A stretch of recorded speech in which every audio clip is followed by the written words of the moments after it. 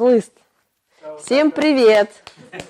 Меня зовут Полушкина Ольга, мастер-тренер скаковых лошадей на Центральном Московском ипподроме. В этой программе мы с вами обсудим любые вопросы. Это мой первый ролик, поэтому прошу не судить строго. Работаем, работали и будем работать для вас. Слушайте.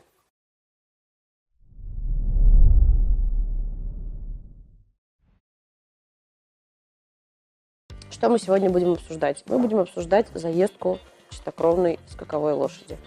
Все мы знаем, что в России это очень развито, и будем так говорить, на нашем уровне, да, и многие люди покупают лошадей за границей, а другие люди приобретают лошадей здесь, у нас, в российских конных заводах.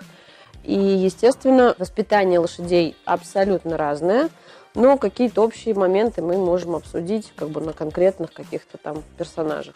Значит, смотрите, ребята, очень много есть ошибок, которые многие люди совершают в заездке молодой лошади. Да, что это за ошибки? Во-первых, вы должны понимать, что если эта лошадь выращена в России, я ни в коем случае не хочу сейчас сказать, что у нас не умеют выращивать. Да, конечно, умеют, но, к сожалению, нету именно такой практики грамотного подхода, оповаживания лошади, обтяжки так называемые. То в Америке, например, если в любой стране, да, развитой, где развита скаковая индустрия, там в основном идет как? Уже ребенку исполнилось полгода, он уже вакцинируется, у него уже берут все 4 ноги, то есть перед, зад поднимают. Уже их пробуют расчищать, то есть если нужна кому-то какая-то корректирующая ковка, то есть это все тоже присутствует. Поэтому лошадь, приходя в тренинг, приходя к тренеру в тренер-отделение, она, как правило, уже абсолютно ориентирована на человека, она его не боится, она не боится тех манипуляций, которые могут происходить с лошадью. И поэтому заездка такой лошади, в принципе, очень даже проста, да? Иначе обстоят дело с лошадьми, которые у нас, к сожалению, выращиваются в России, потому что у них зачастую не берут ни ноги, лошади находятся в табунном содержании, они мало представляют себе, что такое человек, они с ужасом и в огромном стрессе относятся к прививкам, к вакцинациям, и, естественно, такая лошадь для нас с вами опасна. Она опасна как для нас с вами, так же и сама для себя в процессе заездки. Поэтому самое главное понимать, какой характер у вашей лошади, которая к вам пришла. Вы должны видеть, ориентирована ли она на вас или не ориентирована. То есть вы должны в любом случае посмотреть, как она на вас реагирует. Если вдруг вы видите, что расположена к вам, расположена на общение, тогда можно уже начинать первые шаги для заездки. Ну, во-первых, прежде всего, я бы наверное, напомнила, что у нас было несколько летальных исходов, к сожалению, в этом году, из-за того, что просто не были соблюдены правила техники безопасности. И не были соблюдены со стороны, я думаю, даже тренера, нормальной, адекватной оценки лошади, которая пришла в тренинг. То есть, если я вижу, что у меня псих пришел, естественно, с этим психом я поставлю самого спокойного коневода, да, который я буду видеть, который будет сю-сю, пусю, сдать, терпеть. Я буду понимать, как к этой лошади подходить. То есть я буду ждать эту лошадь, когда вдруг она перестанет бояться нас, начнет нам доверять, и после этого только я могу начать заездку. Значит, что мы делаем прежде всего? Прежде всего, с чего у нас начинается, да, сам процесс? Он у нас начинается с того, что мы на лошадь просто сначала одеваем уздечку. Да, то есть она может быть абсолютно простой. Вот здесь, например, у меня уздечка с мартингалом. Ну, можно использовать абсолютно самую обычную, да, уздечку.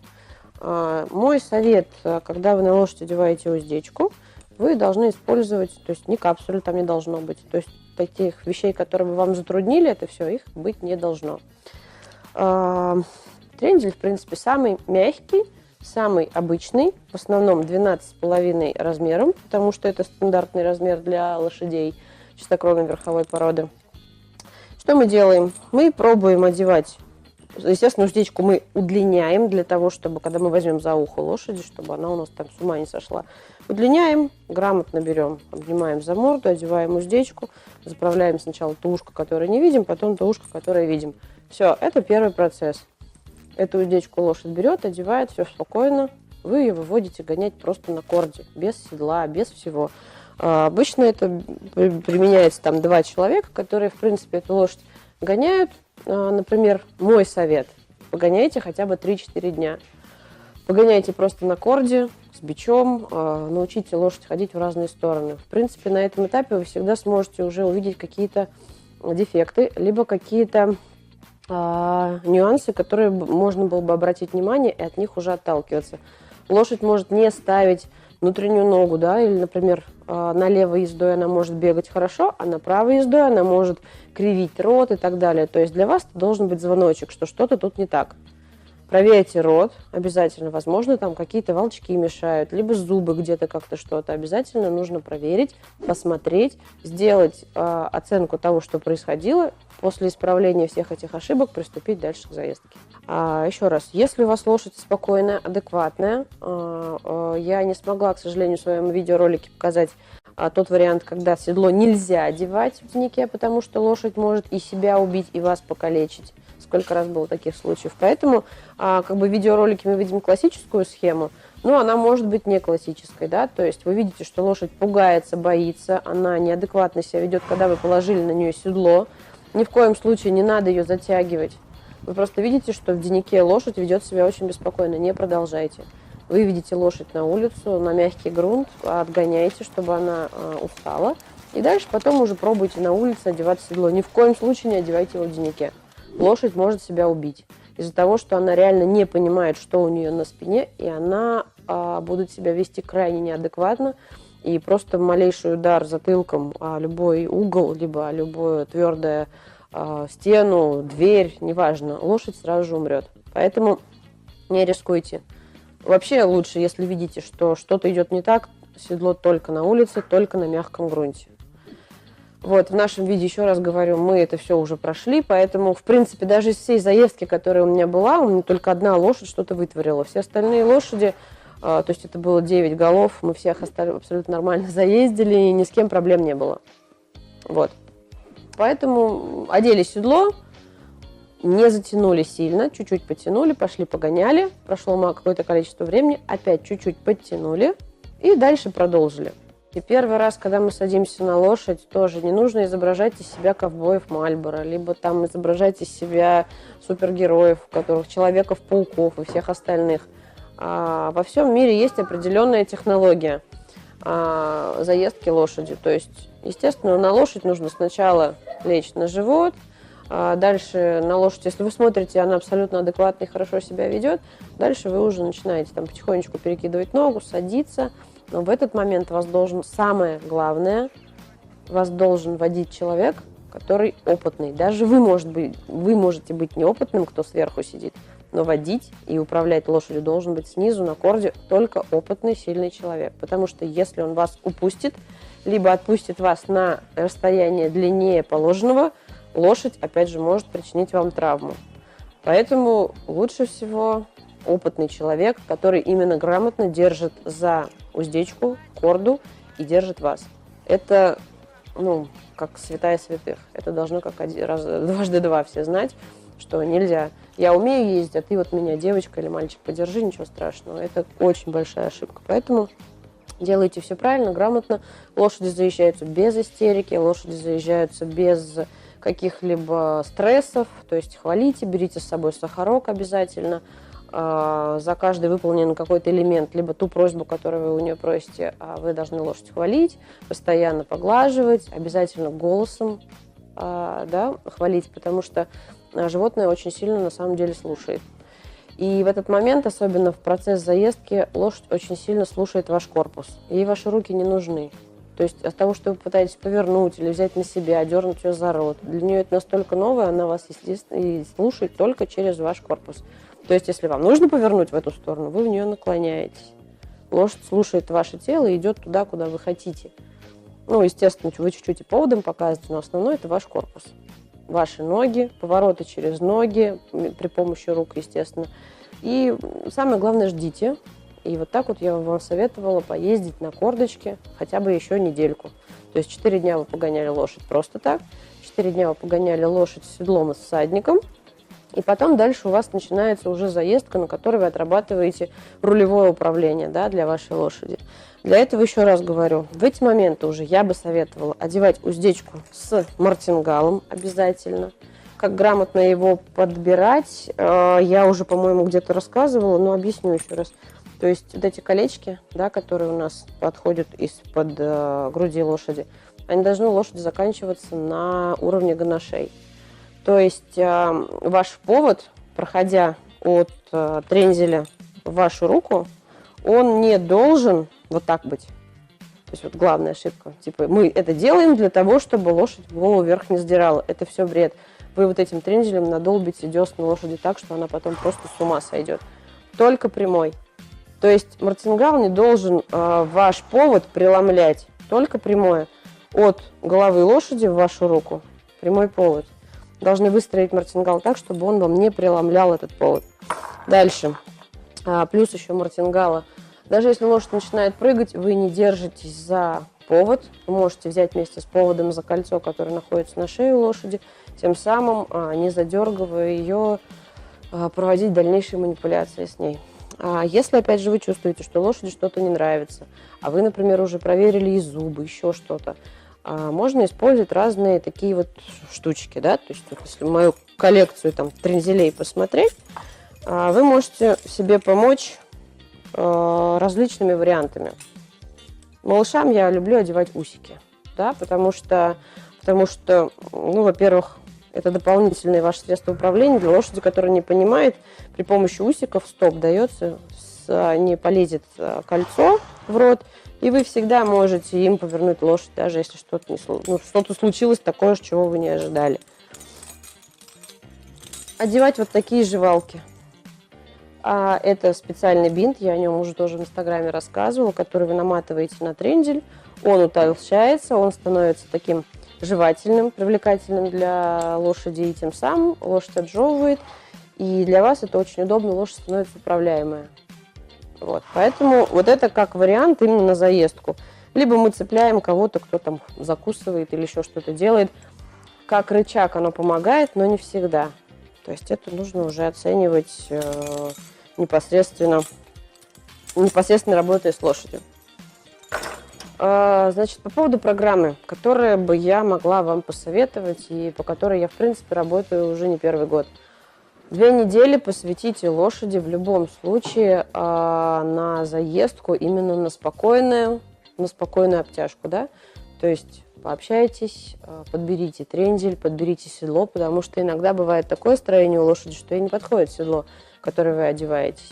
Естественно, легкого всадника, желательно там до 65 килограмм, потому что это все-таки ребенок, он растет, и растут его суставы, растут его связки, и все это от нагрузки от вашей может быть привести к каким-то травмам. Поэтому ограничьтесь теми людьми, которые умеют это делать и которые весят не очень много. Вот.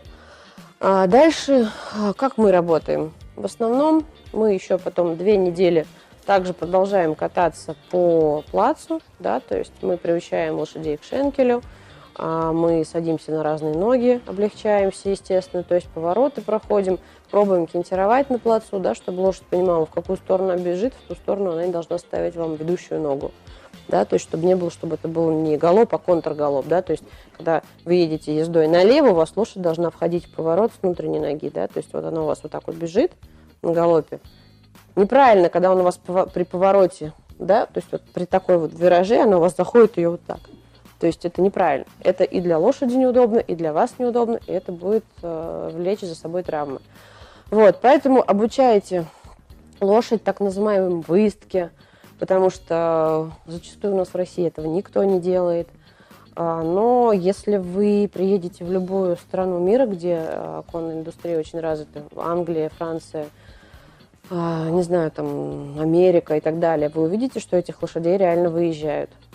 И эти лошади потом сдают специальные, там, ну, условно для нас, можно сказать, экзамены некие, да, по которым тренер принимает решение, выпускать ли эту лошадь в общую смену и выпускать ли ее на дорожку для того, чтобы она могла проходить тренинг дальше.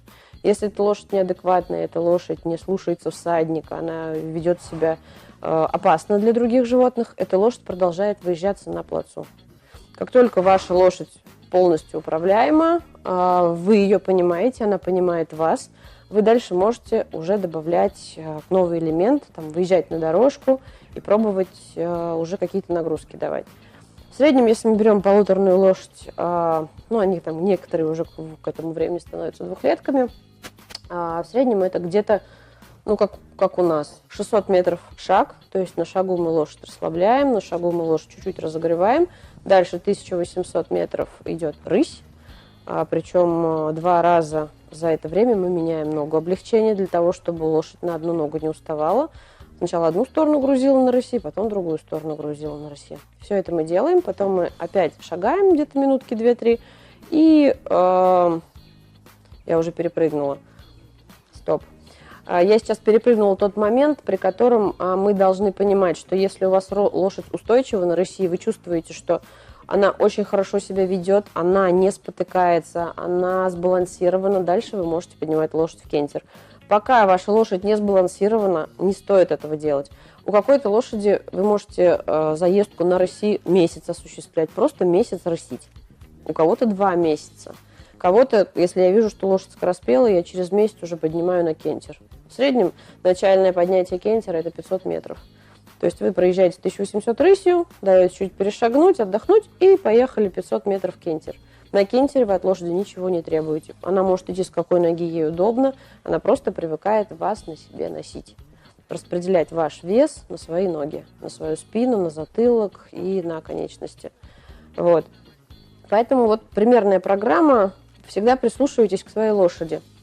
Да, то есть ваша программа напрямую зависит от ее состояния. Если вы чувствуете, что уверенно уже сама вам предлагает в кентер, дайте ей этого. Но не жестите, начните с 500 метров, потом 800 метров, потом 1000 метров, 1200. То есть вот у меня, грубо говоря, за 3 месяца лошади в заездке дошли уже на работу 1400 метров какие-то. То есть одна часть у меня работает 1400 метров кентером, а другая часть, я их разделила на 2 группы, которые более скороспелые, уже работает 1600 метров. То есть это так же, как в классе, да, то есть любые, там, если вы там придете, ребенка своего отдадите, у вас будет более продвинутый уровень, да, и менее продвинутый. То же самое у лошадей. Малышей я делю на более продвинутых и на менее продвинутых.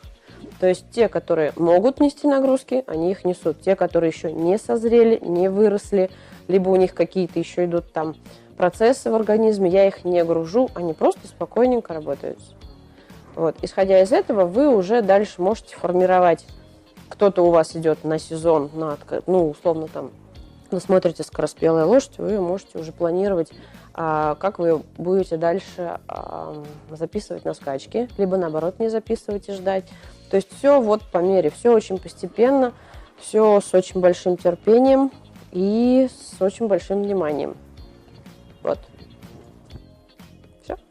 С вами была Ольга Полушкина, тренер на Центральном Московском ипподроме. Все ваши вопросы, комментарии и все, что вообще вам взбредет в голову, можете писать в любые соцсети. И, в принципе, до новых встреч!